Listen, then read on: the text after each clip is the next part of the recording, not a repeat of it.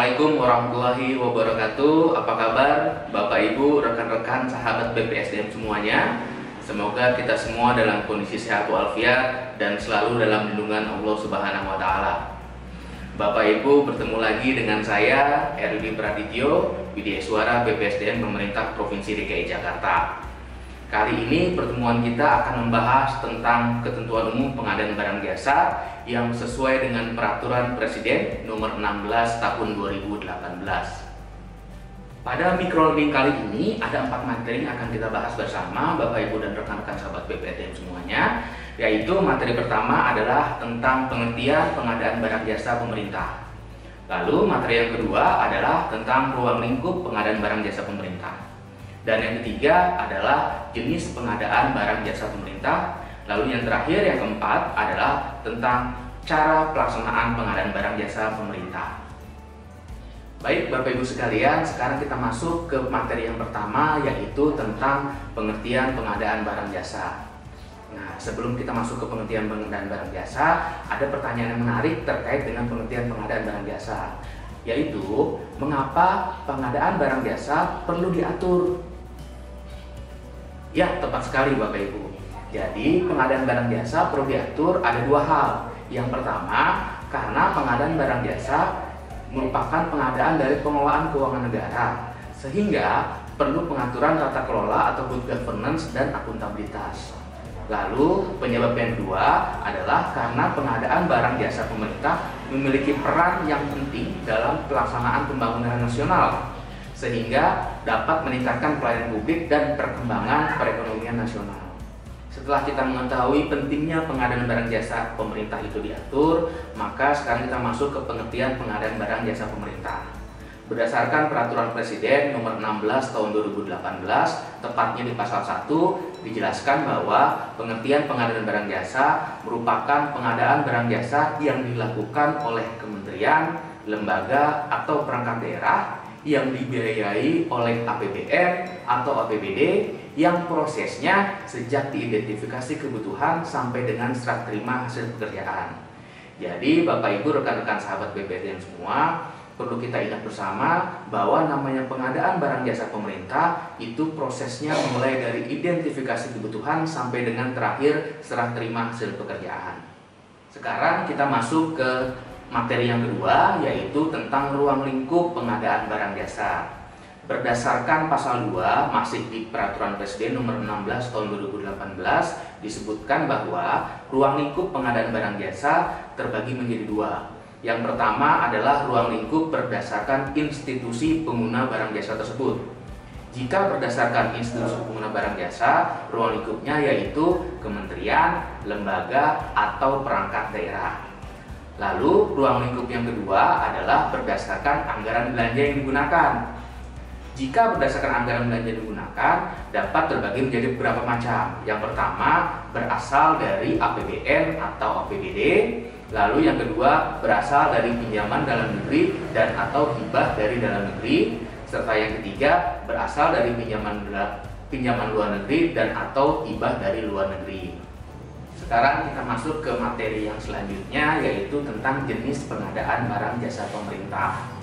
Berdasarkan pasal 3 masih di Peraturan Presiden Nomor 16 Tahun 2018, dijelaskan bahwa pengadaan barang jasa pemerintah memiliki 4 jenis. Jenis yang pertama adalah barang. Barang adalah setiap benda, baik berwujud maupun tidak berwujud, bergerak maupun tidak bergerak, yang dapat diperdagangkan, dipakai, dipergunakan, atau dimanfaatkan oleh pengguna barang. Kalau tadi disebutkan barang ada yang berwujud, ada yang tidak berwujud. Contoh barang yang tidak berwujud adalah software maupun aplikasi dan lain sebagainya. Sekarang kita masuk ke jenis pengadaan barang jasa yang kedua, yaitu pekerjaan konstruksi. Apa itu pekerjaan konstruksi? Pekerjaan konstruksi adalah keseluruhan atau sebagian kegiatan yang meliputi pembangunan, pengoperasian, pemeliharaan, pembongkaran, dan pembangunan kembali suatu bangunan yang intinya merupakan fisik bangunan. Jenis pengadaan barang jasa yang ketiga adalah jasa konsultansi. Jasa konsultansi merupakan jasa layanan profesional yang membutuhkan adanya keahlian tertentu di berbagai bidang yang mengutamakan adanya olah pikir. Nah, intinya kalau jasa konsultasi itu memiliki atau perlu adanya keahlian yang dibuktikan dengan sebuah atau adanya tanda sertifikat dari keahlian tersebut. Contohnya jasa konsultansi adalah jasa perencanaan atau planning, lalu ada jasa perancangan atau desain, ada juga jasa engineering atau rekayasa, jasa pengawasan, dan lain sebagainya. Masuk ke jenis pengadaan barang jasa yang terakhir, yaitu jasa lainnya. Jasa lainnya berbeda dengan jasa konsultansi. Kalau jasa lainnya adalah merupakan jasa non-konsultansi atau jasa yang membutuhkan adanya peralatan, adanya metodologi khusus, dan atau keterampilan dalam suatu sistem atau tata kelola yang dikenal luas di dunia usaha atau untuk menyelesaikan suatu pekerjaan. Contohnya yaitu jasa boga atau catering, lalu ada jasa layanan kebersihan, jasa penyedia tenaga kerja, jasa penyewaan, dan lain sebagainya. Selain 4 jenis pengadaan barang jasa yang tadi telah kita bahas bersama, dalam Peraturan Presiden Nomor 16 Tahun 2018 ini juga diatur jenis pengadaan barang jasa yang sifatnya atau bentuknya terintegrasi. Berdasarkan Peraturan Presiden tersebut dijelaskan bahwa jenis pekerjaan pengadaan barang jasa terintegrasi itu merupakan pengadaan barang jasa yang terdiri dari beberapa jenis pengadaan barang jasa yang dimana pekerjaannya dijadikan menjadi satu paket.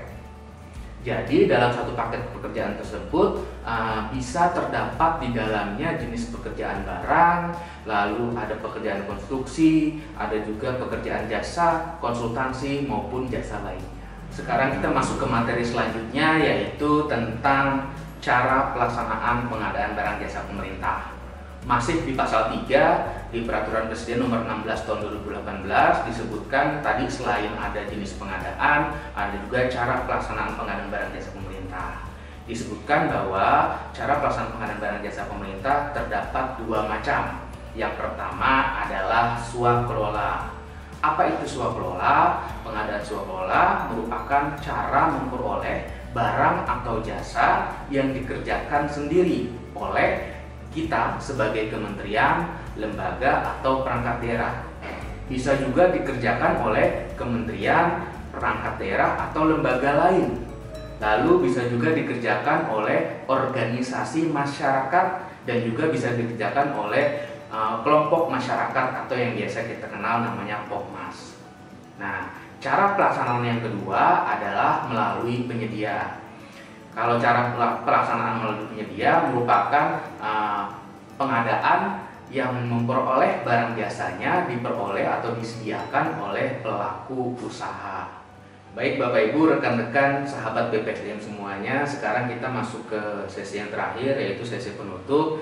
Jadi tadi telah kita bahas 4 materi, yaitu materi pengertian pengadaan barang jasa pemerintah, ruang lingkup pengadaan barang jasa pemerintah, ada juga jenis pengadaan barang jasa pemerintah, dan yang terakhir adalah cara pelaksanaan pengadaan barang jasa pemerintah. Nah, untuk itu saya berharap semoga materi ini dapat bermanfaat bagi kita semua, agar dalam pelaksanaan pengadaan barang jasa pemerintah di lingkungan pemerintah Provinsi DKI Jakarta khususnya dapat menjadi lebih baik lagi.